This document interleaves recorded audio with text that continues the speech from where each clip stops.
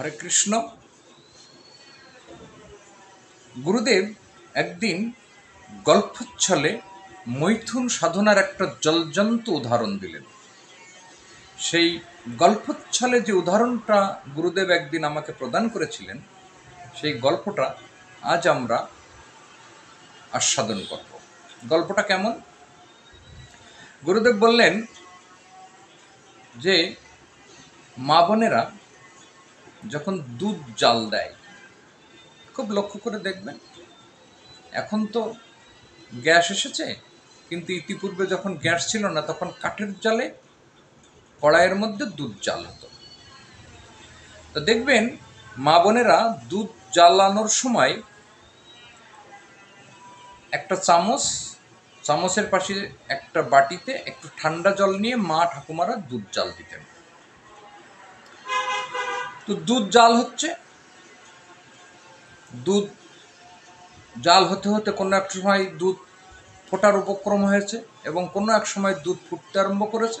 কোনো একটা সময় দেখবেন দুধটা উতলে ওঠার চেষ্টা করছে। তখন মা বোনেরা কি করে, ওই চামচে করে ওই ঠান্ডা জল দুধের মধ্যে একটু দিয়ে দেয়। দিয়ে দিলে দুধটা ফোটাটা একটু হলেও স্তিমিত হয়। এইভাবে দুধ জাল চলছে।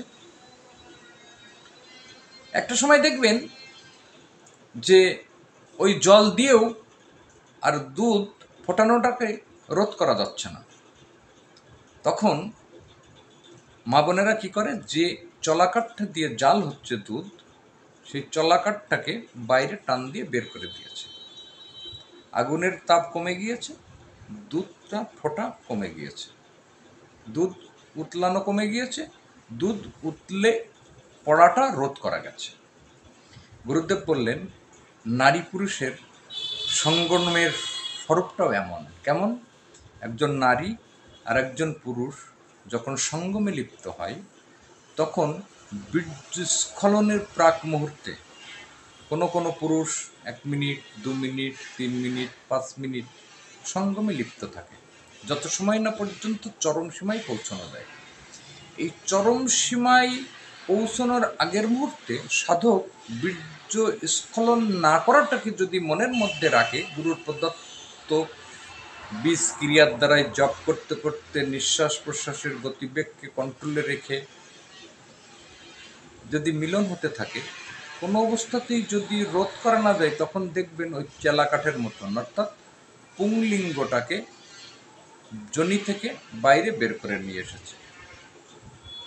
আনলেই কি হবে, কামনা বাসনা কিছুটা পরিতৃপ্ততা লাভ করবে। তখন ওই যে চরম উত্তেজনার মুহূর্তে বীর্যস্খলনটা হলো, এখন আর বীর্যস্খলন হবে না। যেমনভাবে মা ঠাকুমারা ওই দুধ এবং কাঠের সঙ্গে তুলনা করেছেন, অর্থাৎ দুধ উতলে পড়ে যাচ্ছে, ঠিক সেই মুহূর্তে যদি চলাকাঠটাকে, জ্বলন্ত চলাকাঠটাকে উনুনের বাইরে বের করে এনে নেওয়া যায়, তাহলে কিন্তু দুধ উতলানোটা বন্ধ হয়। তেমনিভাবে ওই দুধ উতলানো রোধ করার ক্ষেত্রে পুরুষ তার স্ত্রীর মিলনের সময় পুংলিঙ্গটাকে যদি বাইরে বের করে আনে, তাহলে বীর্যস্খলনটাকে বন্ধ করা যায়।